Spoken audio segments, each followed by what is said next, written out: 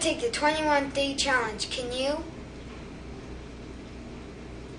This whole thing began 2 years ago at my church in Kansas City, Missouri. I'm a minister there.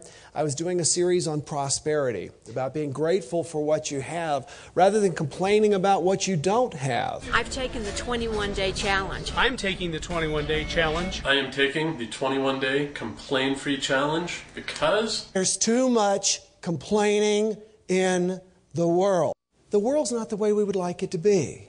We are so busy complaining and talking about what is wrong, we are not using our powerful creative energies to create the world that we want. Focus on the things that you want to change, not the things that you want to complain about.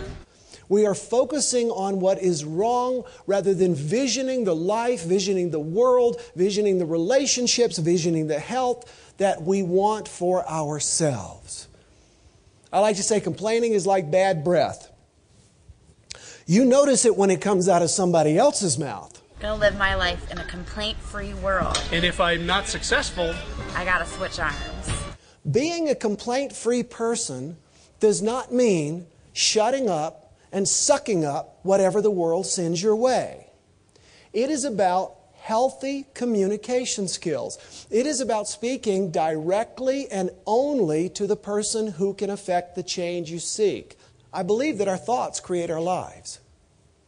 Positive thinking. You've heard this. Our thoughts create our lives. Here's the distinction that I make, and that is that our words indicate what we are thinking. Our thoughts create our lives, and our words indicate what we are thinking. We may think that we're all very positive, but when we're sitting around griping, or as they say in the British Isles, whinging all the time, people can tell you are not a positive person. The biggest challenge I find with complaining is it keeps us focused on the problem rather than looking for the solution. People complain to get attention. People complain for the same reasons babies cry. They have an unmet need and they don't have the skills to express it. The idea behind this is every time you catch yourself complaining, you take it off and you switch it to the other wrist. You have got to become aware of the words that are coming out of your mouth. You've got to notice how often you complain, and this is by far the best tool that I have ever seen. Scientists believe it takes 21 days to form a new habit. When you make the 21 days, you will literally think differently. The most common experience people tell me from doing this is that they're happier people. I believe that your mouth is a customer and your brain is a manufacturer. So you only concern yourself with the complaints that come out of your mouth. Only switch it when you articulate the complaint. But when you do, when you begin to watch what comes out of your mouth, it's like the manufacturer, which is producing the negativity that's coming out of your mouth, retools. And you begin to think happier thoughts. That's why when people have made the 21 consecutive days, and we have had thousands of people in over 100 countries do this, they go to our website. We have a link at the bottom that says, I made it. And then they can download a certificate of happiness and frame it. It's absolutely beautiful. Something happens if you stay with this, that it totally reformats your mental hard drive. Totally changes the way you think. We're a nonprofit. We want to get this out there.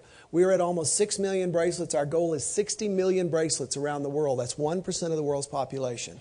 We believe that we can shift the inherent consciousness of the world from negative to positive by getting 1% of the world involved in this. And these Post-it notes, we did this as a lark.